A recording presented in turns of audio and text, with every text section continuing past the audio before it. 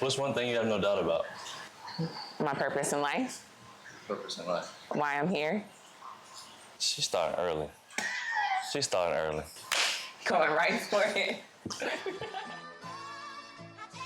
I know it's God's favor for the position I'm in. And all them losses took the toll, so now I savor my wins. I work with niggas I looked up to, now they hate on my pen. And I can't explain these transitions and these phases I'm in.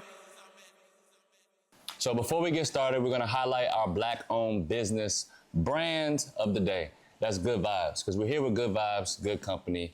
You can find them at gvollc_ on Instagram. That's gvollc_. So enjoy the good vibes, good company, and enjoy the show. So you talk about, no doubt about your purpose in life. Yeah. What is your purpose in life? To use my own self-actualization as a means to create space for other people to thrive. Break that down for us. Absolutely. So when you talk about self-actualization, that's your fulfillment, that's your joy, that's your purpose in life. You know those things. And I consider myself to be a servant leader. One would think, if I'm serving people, that means I'm sacrificing or I'm giving something away. But a servant leader is actually so confident in who they are and in what they are that they can take that step back and that they can create space and lead other people to wherever it is that they need to go. Yeah. So I look at my purpose in life as using my own level of joy, peace, fulfillment, my purpose on this earth, because I'm so sure of it, because of God, that I can then take a step back and create space for other people to figure those things out for themselves. Right. And then hopefully create that same space for somebody else.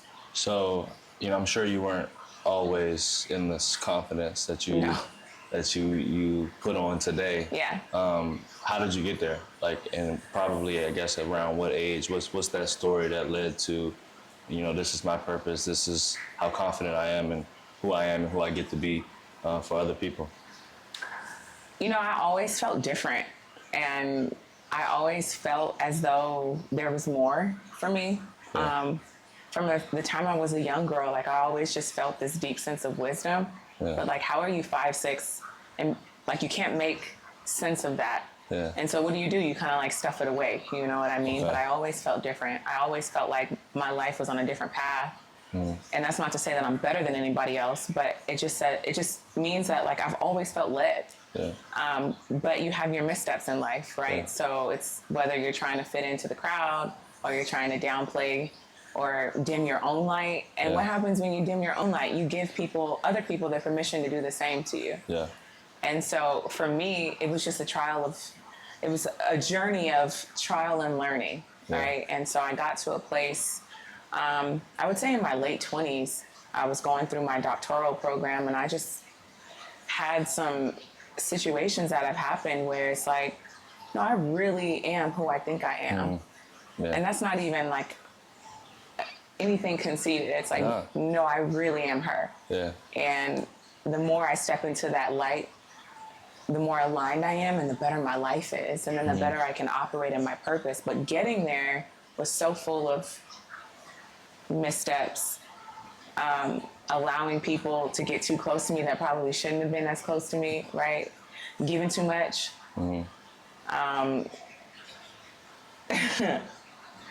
Working on boundaries is important too when you have purpose and you're sure of it, because people are attracted to the light. Yeah. And so getting to this place now where I am, it just comes with, you got to bump your head. Right. You got to skin your knee, right? But one thing about me is I'm very resilient. So much of life is being able to take it on the chin and keep going. And I feel like for me, the way I was raised and then the life that I built on that has gotten me to this point now where I'm good. Okay. I'm solid. And it's all by the grace of God. You spoke, I hear people are attracted to the light, right? You spoke about, your light.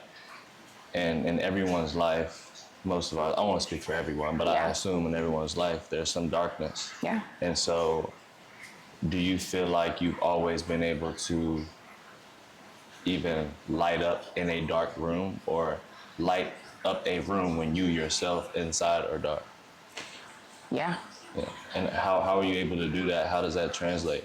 Because it's always the strong person the strongest one in the room, or check on your friends, or the ones who always seem okay. Like, ask them, are you good? And like, I'm the type of person where it don't matter what's going on, you ain't gonna know. Yeah. You'll never know. So how do you manage that? And you know, what's that been like for you? Because I'm sure you've had some dark days. Definitely. I look at it as like, the more I give away, the more I can be filled up. And that's part of the purpose.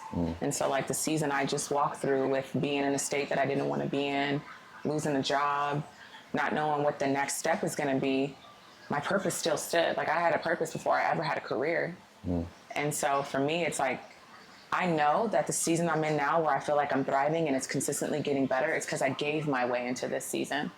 Whether that's tithing or being an ear for somebody or speaking a word of encouragement to somebody. Like, the more I empty myself out, the more I can be filled up. And that's how I look at it, you know, like, light can't exist without darkness. And so there's going to be dark times. But what do? Do I fold because it's dark, or do I continue to search for the light and keep my eye on the prize and keep walking? And that's, it's easier said than done. But I think as time goes on, like, I began to realize that, like, if I'm consistently thinking about how hard something is or how dark something is, like, I'm focusing on the wrong thing. That's like a lack mindset for me. So coming from an abundance mindset, it's like, okay, this is a moment in time.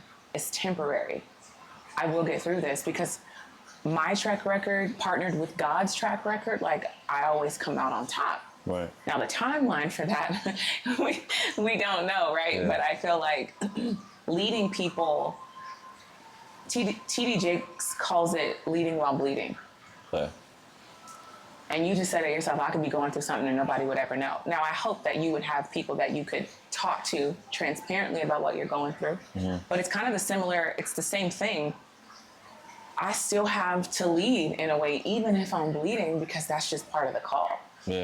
But there are moments and times where I'm like, wait a minute, somebody give me a Band-Aid, I need some gauze, somebody, please. But I think you have to be human within all that. And then at the end of the day, recalibrate and come right back to what it is that you know you have to do, which is, for me, is like, impact people.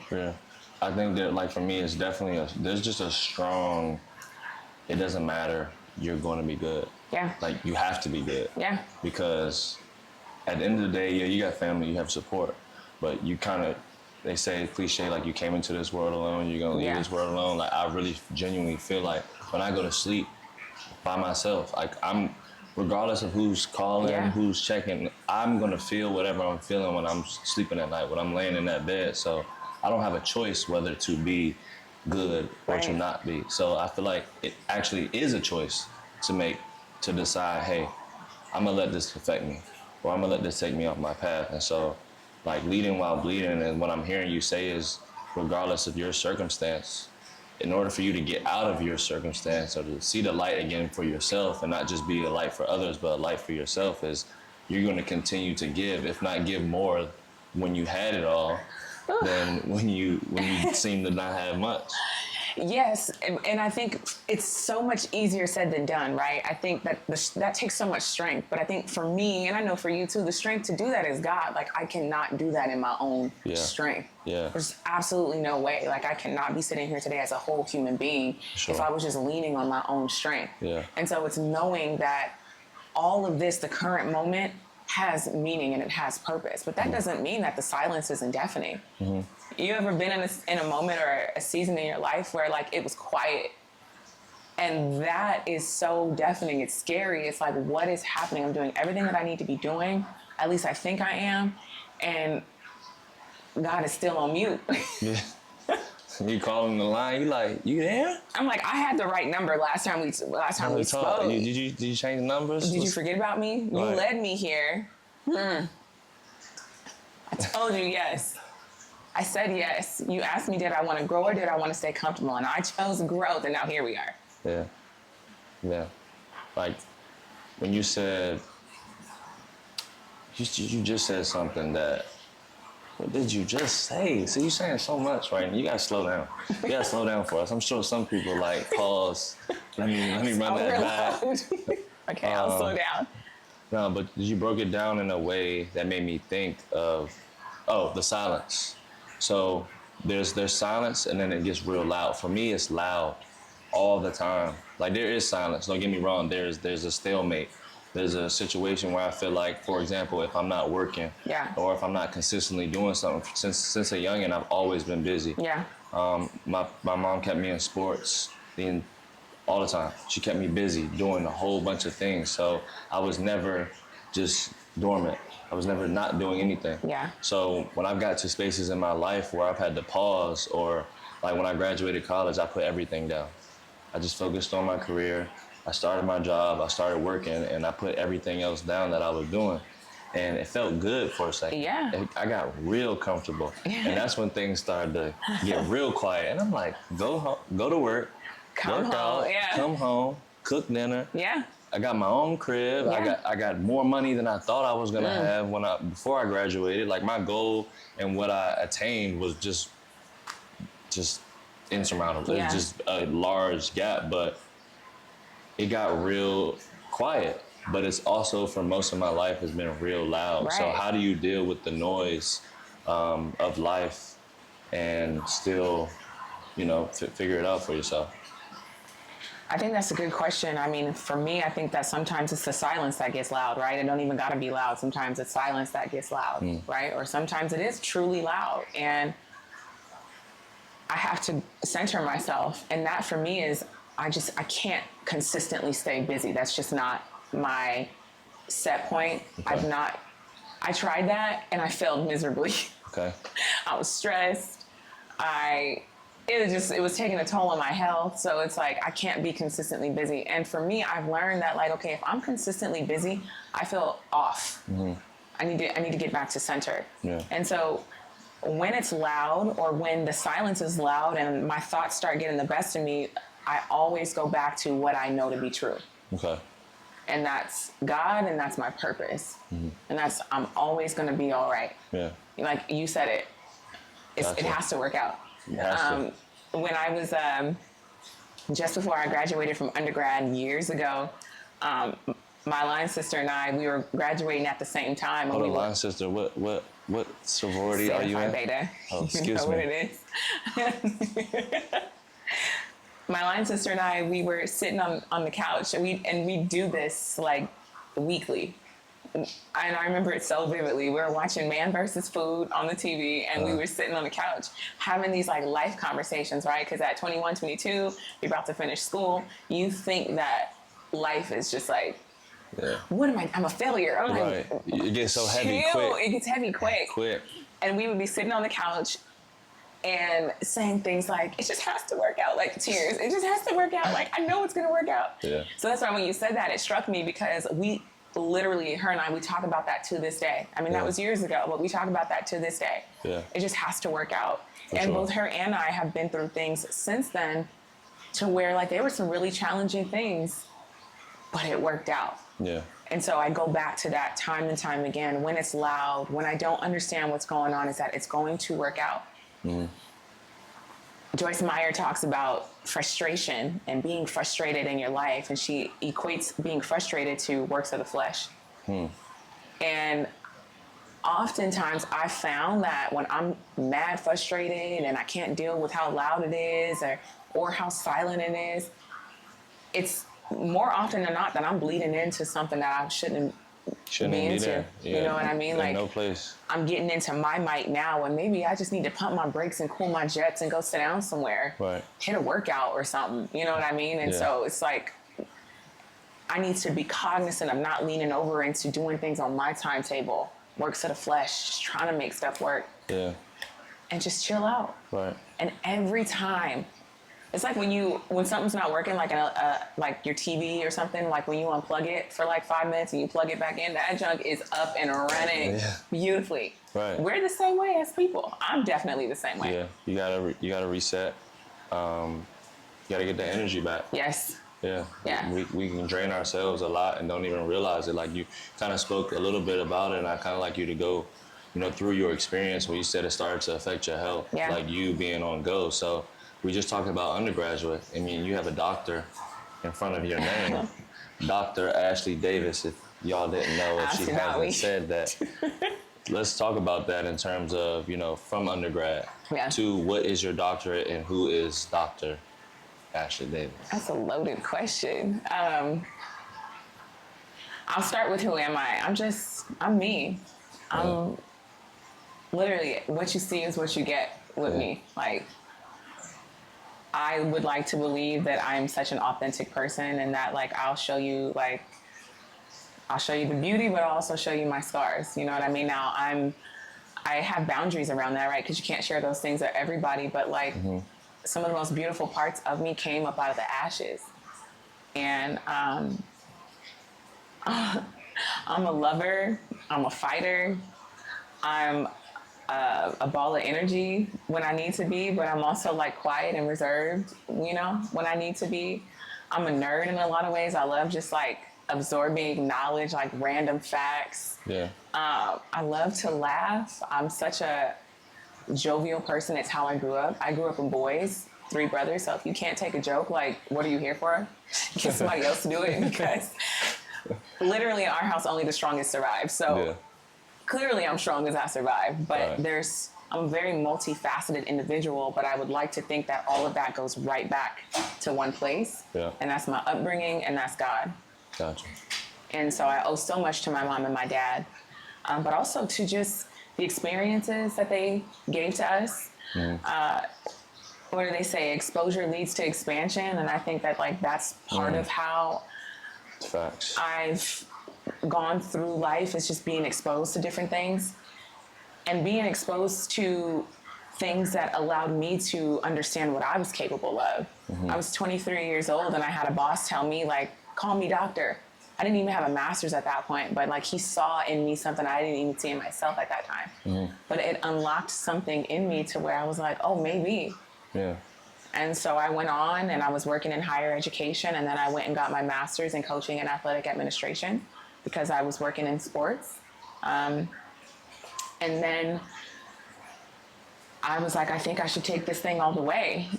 But I really didn't want to. It was just like, it was like, oh yeah, it sounds good. Yeah. And then I kind of put that thought out of my brain. And then I was working in intercollegiate athletics, and our athletic director, who I reported directly to, he had his doctor of education. And I went to him one day and I said, I think I want to do this. And he was like, now's the time. Yeah. And I jumped in. So a year after getting my master's, I jumped right back into school and started my doctorate. And so I have a doctorate of education and educational leadership. And thank you. Ooh, it was a journey.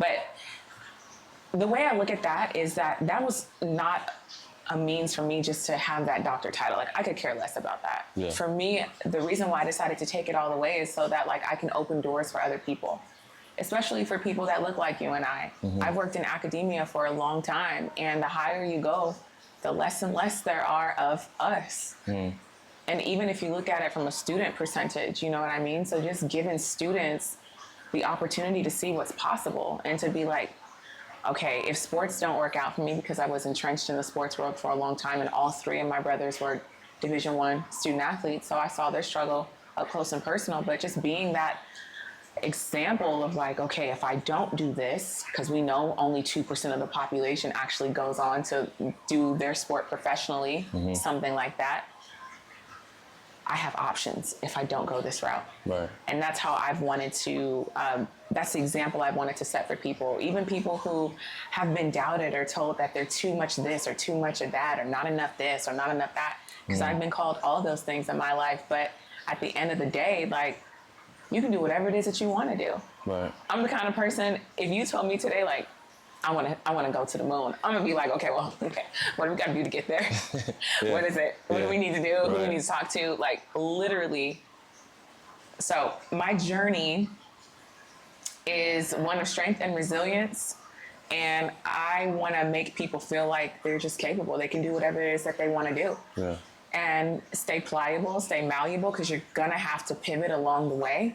But 9 times out of 10, what you thought you wanted and where you actually end up most of the time is better than what you ever could have made up for yourself. For sure. If you want to tell God a joke, tell him your plan. Oh, absolutely. And you want him to be weak at you, tell him what you're gonna do, how you're gonna do it, and when you're gonna do it. He's up there kikiing like, they really think this is it right now. They really think it's this sweet. Okay, so let me put you through some things. So speaking of being through some things, like you said that your journey had an impact on your health. Yeah. Like, kind of speak on that a little bit. Yes, absolutely. So I was just in a stressful part of time in my life. I was working on my doctorate. I was working in intercollegiate athletics. And it was just stressful, period. Yeah. Like, sports moves fast. And everybody needs something like yesterday. Yeah. And the position that I served in, I was kind of like a Swiss Army knife. So, and that was a point in time in my life where I was still getting my own bearings. I was like mid-20s, and it just was, life was lifing. And I was so stressed out and emotional because I had just had a death in the family, to where I was having these like bouts of like fainting. Yeah. And stomach aches and all of those things, but they was all interconnected. I learned that, you know, when you're stressed out, it leads to so many different things, the way it manifests itself in the body. Mm-hmm. And so from that experience, I learned a very valuable lesson on like self-regulation and the need to recalibrate. And that's why now at this age, I'm like, I'll never allow myself to be put in that situation to where I'm so stressed out because of outward factors to where I can't get myself in order. Yeah. Because not only did that whole bout of like fainting and stomach issues, it cost me money. Like, I was fainting, I messed up my 2 front teeth, like I had to get it fixed. I just got my braces on. She like, got veneers, y'all. No, I don't. This is online. Don't do me like that. Veneers. Don't do me like that. I had braces. No. You hear this doctor actually for a reason. You know that, right? Oh, listen. No, you know they gotta like whittle your teeth down and you got rice teeth underneath. No, thank you. But no, like, it cost me money. Yeah. So like, not only did it cost me like health, but there was like a real monetary value attached to that, right? And if you want to get anybody's attention, mess with their coin. Facts. So, you know, my dad used to always say that like, God's throwing you 2 boats in a helicopter. Like, when are you gonna catch on? When are you gonna take heed? Yeah. And I feel like that was the situation. Like, he was throwing me 2 boats in a helicopter, and I was like, oh no, I'm fine. I can swim on my own. I'm like, you know, doggy paddling, like trying to keep my head above water, and it caught up with me. Right. But I needed to learn that lesson, because at this stage in my life, if it costs me my peace and my joy, it's way too expensive. And that's people, that's a job, that's a relationship, that's friendships. Shoot, and in some regards, that's family, you know? Yeah, but you only get one of these things, you only get one life. Yeah. Live it how you want to live it. Be happy, be at peace. Take out what you need to take out that's not upholding your purpose. If anything compromises your worth or your value, get rid of it. I gotta go, huh?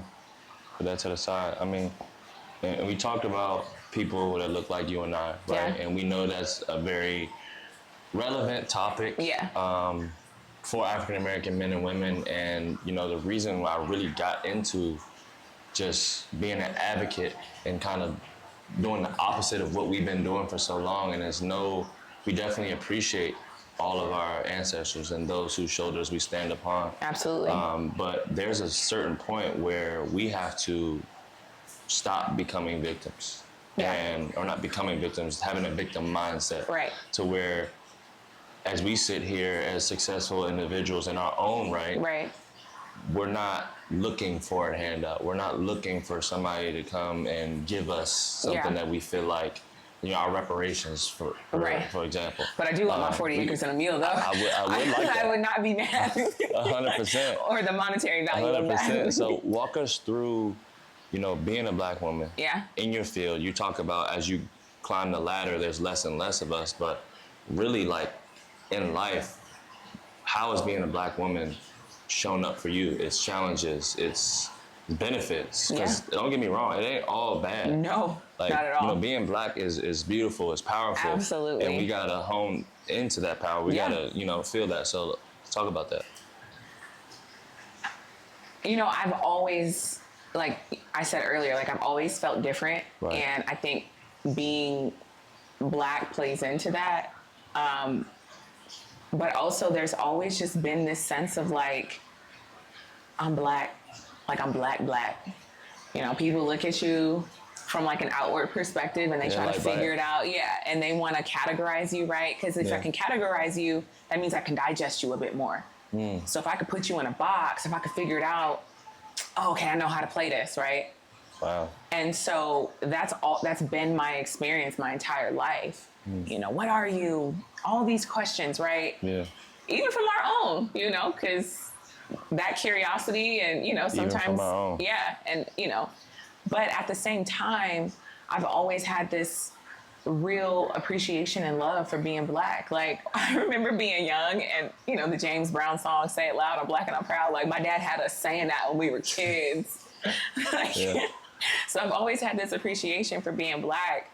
But I've also always been aware of the fact, you know, if that makes sense, like growing up, whether I was like one of two in school. Right.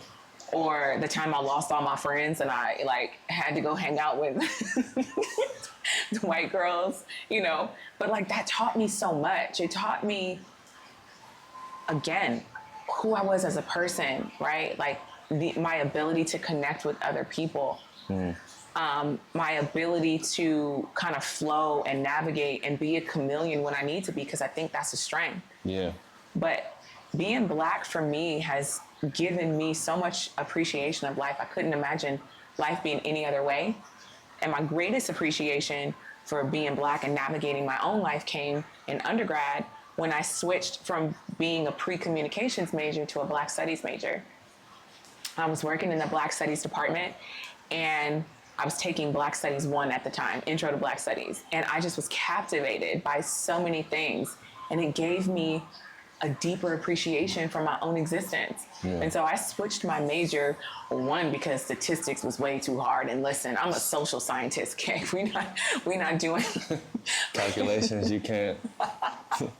Let's keep it a buck. I'm like, yeah, it sounds good, but no, they wanted me to take stats, and baby, I barely passed it.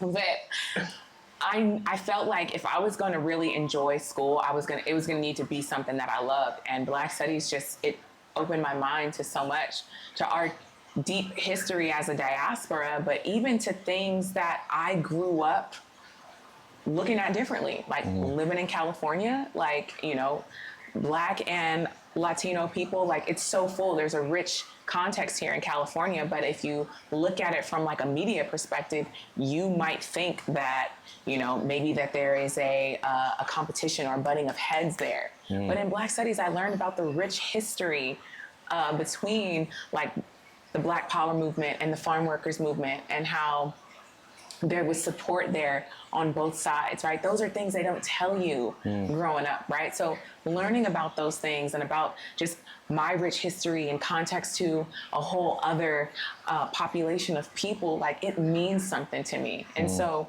I believe that God put me in that position to make that choice about changing my major, because it literally is the foundation from which I spring from. And I feel like being a Black Studies major at that time, it gave me the ability to connect with people on a deeper level because I was able to understand myself better. Yeah. And so for me, as I've risen the ranks, and I still have so much more room to grow and so many more heights to see, but I have an appreciation for who I am as a woman, for being a Black woman. And if for anything, letting that little Black girl or that little Black boy or anybody know that like you could do whatever it is that you want to do, despite what they say, despite what people may think. What matters most is what I think about myself, how I see myself in the context of the world, and then moving from there. Yeah. But there's nothing better than being Black. I feel that. I feel that heavy. You talk about telling that little Black boy, little Black girl, they can be whatever they want to be. When you step into these different rooms with all races, because sometimes we kind of think it's black and white. Like there's a lot of races that are orange, yellow, green, you know, just all the different types of people. Do you feel comfortable in every room you step in? Yes. Yes. Without a shadow of a doubt. So I don't remember who I was talking to, but bear with me as I break this down. It's okay. So I personally feel comfortable in every room that I step in. And But I observe how when I'm the only or one of few black people in a room, yes, and I'm cool. right. But when there is a white person in a room with very little of their own, I'm like, it's not like I feel bad, but there's a different feeling that I have where it's like, you're uncomfortable. Is it like empathy or compassion? Yeah, but I don't even know. It's because it's not going to stop me and stop us from being us. Exactly. I think that's the thing though, right? Is that like, you know, we are boisterous people. We get to it. And we say whatever, do whatever. We might got an uncle who is off the chain. Off the chain. And he gonna jump out there. And we know that can make somebody feel uncomfortable. Yeah. So it's just different. It's just funny, like just something that I noticed about myself or just others. It's just like walking into different rooms. Like God has blessed me with the talent. I don't know if it's a talent, skill, superpower, all the above. Whatever.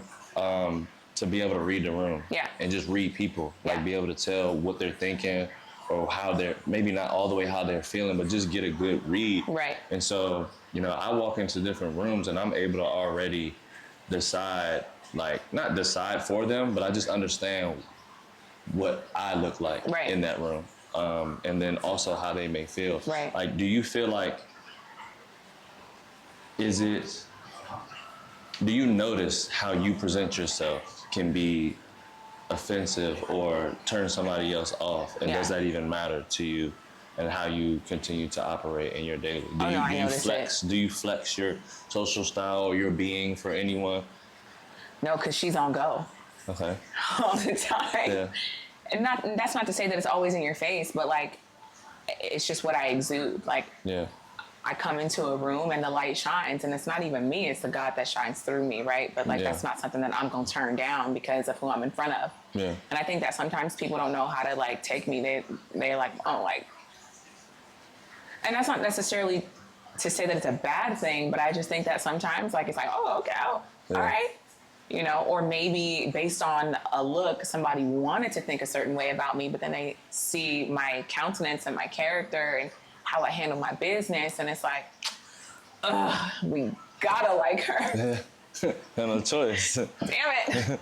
But that's not to say, I know I'm not everybody's cup of tea, right? And I'm never gonna try to be. You'll kill yourself if you try to be, but like, I know what I bring to the table. Yeah. But I also know that not anybody can just pull up a chair to my table, you know? Yeah. So like, you gotta be choosy with that, but I know how people perceive me, and it's fine, you know? Education is a weapon. Right.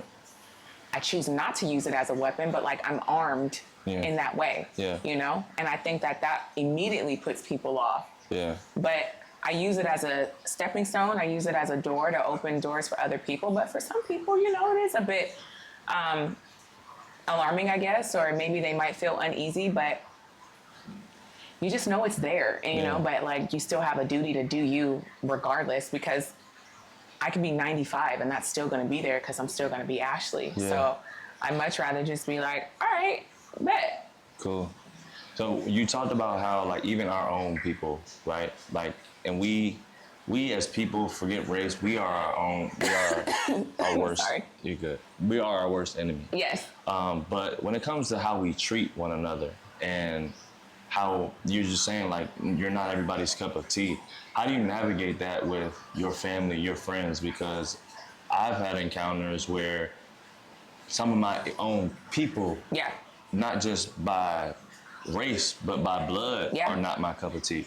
And so I give people the benefit of the doubt.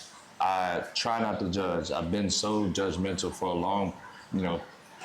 a long portion of my life to where now it's like, okay, turn that off, but acknowledge who they are. But also acknowledge that you're not necessarily gonna fit in this room. Not even fit in this room, but want to be in this room or want to have certain conversations. So how do you navigate that with personal relationships? Because it can be tough and it can always look like you're the bad guy or bad person, but how do you navigate, you know, who belongs in your life, who doesn't, and, you know, does it matter to you? And if it used to and does no more? Oh, no, not everybody has access. Yeah. Like, that's just, I've learned the hard way, and like, it's a great lesson to learn. It's like boundaries are important, and not everybody deserves, again, a seat at the table. But I think I try to subscribe to, you know, the golden rule is treat people the way you want to be treated. Yeah. I try to subscribe to what I think is John Maxwell, one of those thought leaders. They call it the platinum rule, where you treat people the way they want to be treated. I'm not going to force upon you what I want for you, what I think you should have, who I think you should be. That's a dangerous game. Yeah. That's how you get hurt. That's how your heart latches on to something or someone that it shouldn't. A version of that person or that thing that you've created in your mind. So for me, it's like, I take people for who and what they are. Yeah. And then I can decide if that's gonna support where I'm going in my life, but I'm never gonna try to change nobody. It's a losing battle. Yeah. And so in my family, like thankfully my immediate family, like we're solid because that's how we were raised. Good. Now there are extended family members that I probably don't see all the time, but I'm like, I could probably do without, you know, I take you in doses. But even then, I'm just like, you know how to categorize people. Like, you know what box to put people in. And I do it, we all do it, right? But that's not to say that I'm judging. It's more so as a mechanism for filtering. Yeah. Is this person good for my life or not good for my life? Is this job good for my life or not good for my life? Right. Is this extracurricular activity good for my life, right? Like, so for me, it's treating everything and everyone in the way that they want to be treated, and then I get to make that decision. I'm not leading with the rose-colored glasses of like, I see this person in this way, I see the potential in it. No, what is it today? Yeah. And for me, because I've learned the hard way in my past of leaning over into trying to change people or trying to impress upon people that which I think they should have or what they should be, like I've learned that, one, that pushes people away, but then two, you only end up hurt in the end. So for me, it's leading with a purity and having integrity and loving on people, but then also being able to say, giving myself permission to say, okay, enough is enough. Yeah. And sometimes things can start out great, right? And then you're like, okay, yeah. I forgot what I was listening to, but it was, what's the heart monitor? What's the actual, the real word for it? The thing that goes up and down. In the hospital, I don't know what the real word is. All right, so y'all gonna have to educate us. I'm a doctor, but not that kind of doctor. So let's say the heart monitor. But God said, he said, you know, I don't ever want to be like this. Yeah. Because on a monitor, if you're not like up or you're not down and you're not fluctuating, this is flatline. Yes, I just heard this the other day too. That means we're out of here. We're not alive. So don't get too high, don't get too low, but also I don't want to be going like this. And you know, we have instances where you say, you know, all gas, no brakes, like nah, because if you're just going, you're gonna miss it.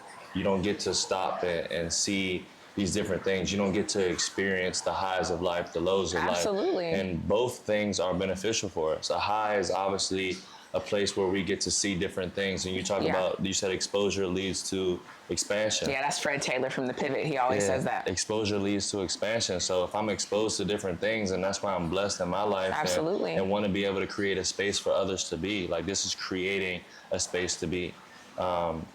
Creating a space to say, hey, I've seen this, and what we say, let's say we grew up together. Yeah. What we have seen at a young age, or even as adults, and the things that I've been able to see, it's like, nah, come on, we got to get out of this chair. We're gonna go over here, and we're gonna see all these other things that is possible for us to see. And I think could, not to cut you off, but I love where you're going with that, because, or if I could use that as a means to help you not have to go through what I went through. Facts. Because that's important too. Yeah. Like, I look at, you know, everyone's like, don't be in your feelings, all that stuff, right? Yeah. And like, similar to the heart monitor and the ups and downs, to live is to feel. So if I'm flatline, I'm not feeling anything, right? And I'm also not taking heed to that which I need to take heed to, because eventually that lesson is going to come back around for somebody else. Right. In some way, shape, or form, me, we're blazing trails in some way.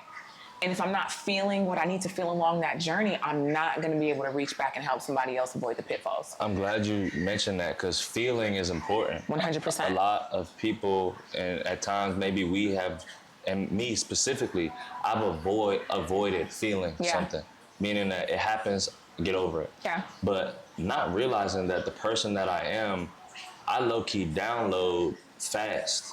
So I'm feeling it, but it's not long. I'm not harping on that feeling. Same. So how do you, like, when you talk about feeling, how important is it to feel the space that you're in? And maybe you can talk about, you know, your recent journey of feeling that, and for how long you felt that, but how it ultimately propelled you into, you know, who you are right now.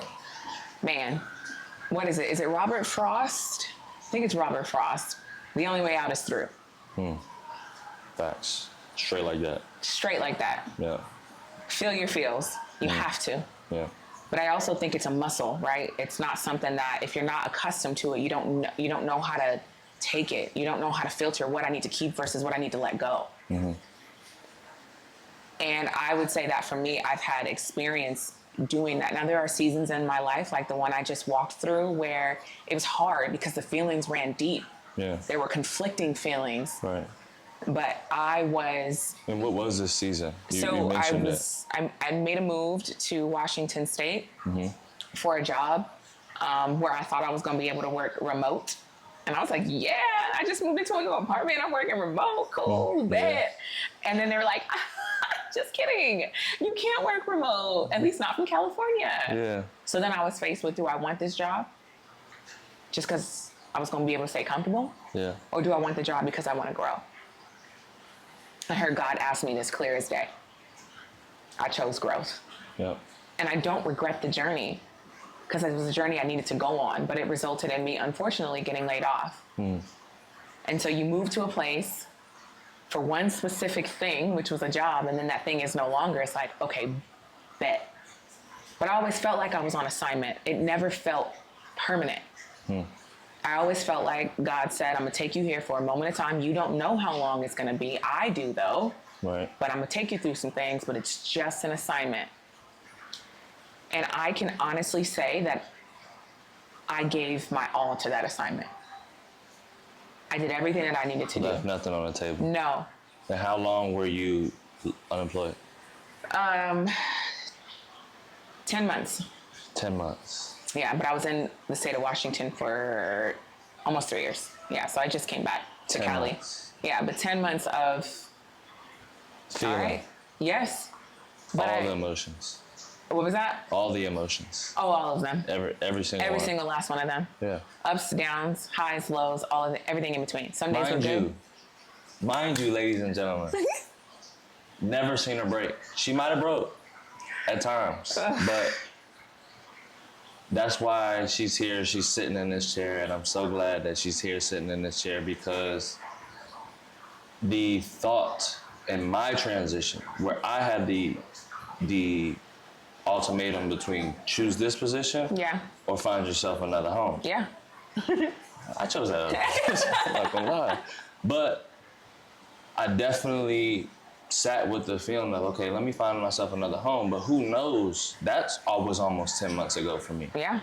So could have been in the same boat, and to trust God to go somewhere, to do something for a set period of time, and then it be taken from you. And then for you to still stand on 10 and be able to say, you know what, all right, this is not what it is, this ain't it, but I know we're going somewhere with that. And so what is the feeling on the other side being in this space?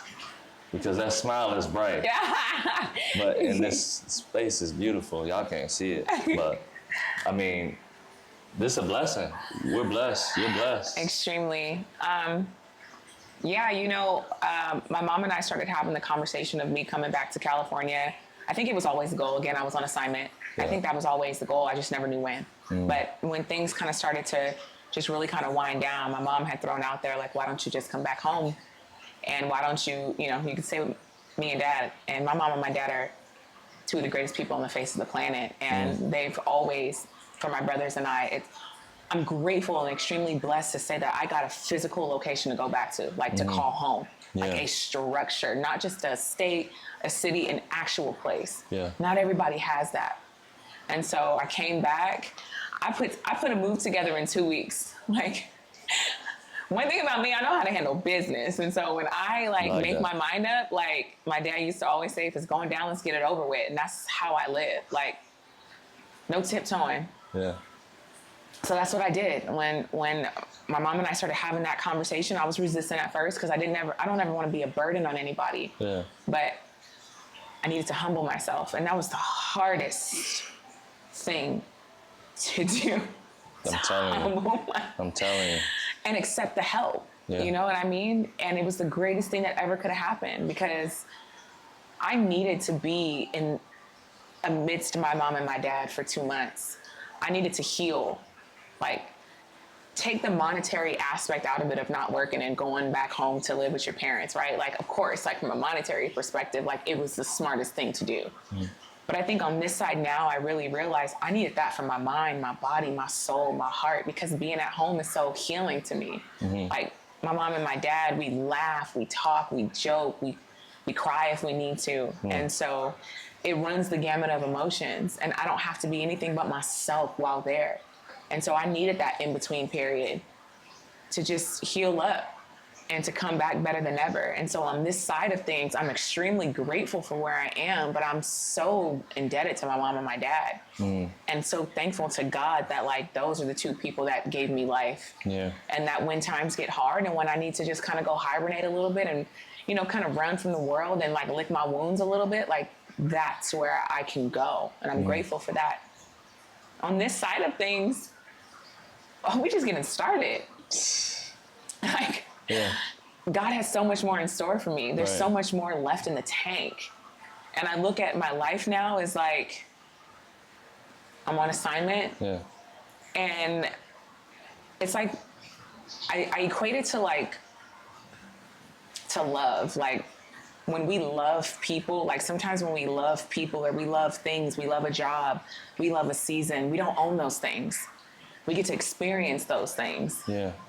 And so when you can look at something, someone as an experience, that then tells, it's a signal that like, oh, this is not going to last forever. Right. So let me take what I need to take and give what I need to give and enjoy it in the way that I need to enjoy it. Yeah. Because I don't know how long I'm going to have this thing. It could be for forever, but it might not be. Mm-hmm. So everything, I look at this moment that we're having right now, this is an experience and I'm so grateful to be here. I'm so proud of you, by the way. Thank you. Thank you. Seriously, I think what you're doing is amazing. Your purpose is amazing. The way you go about living through your purpose and the intentionality that you approach all this with, I think it's inspiring. And so I'm super excited that I get to be a part of it. Thank you. But like, this is an experience that we're having. Mm. I'm soaking all this in. Where I am right now in my life is an experience. There are great things like that are happening in my life that will probably change. And I believe they'll change for the better. It's only going to get better. Yeah. Like my current season is going to be the floor of my next season. Like there's higher. I have not hit my ceiling. For sure. And I'm just experiencing all that I need to experience, but I could not be in this very moment in time had I not walked through what I walked through. Facts. The top of a mountain is the bottom of another. Absolutely. And there's always more. And the moment I stop saying that there's always more is the moment I flatline. There's always more. And more doesn't necessarily mean more money, more acquisition. More means more of this, more conversation. Deeper levels within myself to discover deeper connections, you know what I mean? Like there's just always more life to live. I love to work out and take walks, more walks to be had, more podcasts to listen to. I love music, like more music to discover. Like there's just always more. So my 10 o'clock, I have affirmations that go off on my phone. I've made these affirmations up. They go off at 8, 9, 10, 11, and 12. Okay. And my 10 a.m. affirmation just went off. Uh-huh. And it says, I believe to my core that there is nothing or no one out of my reach. Nothing or no one out of my reach. Yes. And so it's just a reminder to me that like nothing is ever that far off. Yeah. I'm always in the flow. I'm always attracting that which I need to attract, and nothing's out of my reach. Like nothing's impossible. Right. There's no height that I can't get to. That's love. Yeah. That's love. That's beautiful. That's being present too. Like, that's just like my new thing has been be present. Yeah. And that's what I've been posting. That's what I've been saying. And I feel that when you say that, that's just being present in the current and just understanding that you're a magnet. Yes. And you're still a child at the end of the day. And what I mean by that, not to say you're not a grown woman, but a child meaning like you're receptive. You're still, as long as you allow yourself to be, you're still walking around and you still touching the wall. Absolutely. Pulling things open. Yeah. Falling, tripping over stuff. What's in that? Like you're still all those things. And so that's the beauty of life. I feel like we get away from is that we forget who we used to be. We forget that inner child, that curiosity that we just get so stuck in this is what it's supposed to look like because this system is what it told me to do this, that, and this is what matters. No, like we got to constantly fight that to be, who we are and to, that's a great affirmation. I mean, and part of this too is like, there have been times in my life where I've maybe sat on the sidelines a little bit and said like, oh, I wish I could, or but like, I can't. Yeah. And so part of that is just a reminder to me of like, it's all within your reach. It just depends on how much you want it. What's the level of effort that I'm willing to put forth to attract that? Yeah. And sometimes it's not even that much effort. It's just the belief that that thing is possible for my life. And so it's just that constant reminder for me that like, I can have, if it's in alignment with God's plan, that which I say that I want, like the deepest desires of my heart are possible for myself. Yeah. Nothing is ever without of my reach. It just depends on how bad do I want that thing. So translating that to our audience, like what's the game? What's the message? Like, what do you want to leave with them? Honestly, just go get it. If there's something you want, if there's a way you want to be, if there's, anything, a place you want to live, a job you want to have, a person you want to date, like maybe there's some things within yourself that you need to work through a bit before getting to that point. Go do that. If it's a therapist or a coach, I'm also a certified professional coach as well, so I help people. But like, do what you need to do now so that you can live the life you want to live then. And so much of then is now. It's the present moment. So like, go out and get it. Get out of your own way. I'm my own biggest enemy. And when I realized that like, it's not an outward thing, it's a me thing. So let me go handle my business. Let me go handle my stuff. Let me go make sure I'm taking care of that which I need to take care of. Because again, we only get one ride. What you gonna do with it? Yeah. So if you're listening to me, people, go get it. Like, just go get it. Go do it. Go take care of your business so that you can live the most happiest, healthiest, most blessed, most prosperous life that you could possibly lead. Well, you spoke to me as well, so I'm going to speak for us all when I say thank you. Absolutely. With the most amount of gratitude, I really appreciate you coming on, giving us game. You've been a beacon of light, of inspiration, resilience. Always have a smile on your face. And you lighten up any room you go in. So thank you, Dr. Ashley Davis. Thank you. It's a pleasure. For joining us today. Thank you. I'm counting blessings more than people counting sheep in they sleep. And they don't make it where I'm from. And I'm so thankful it's me.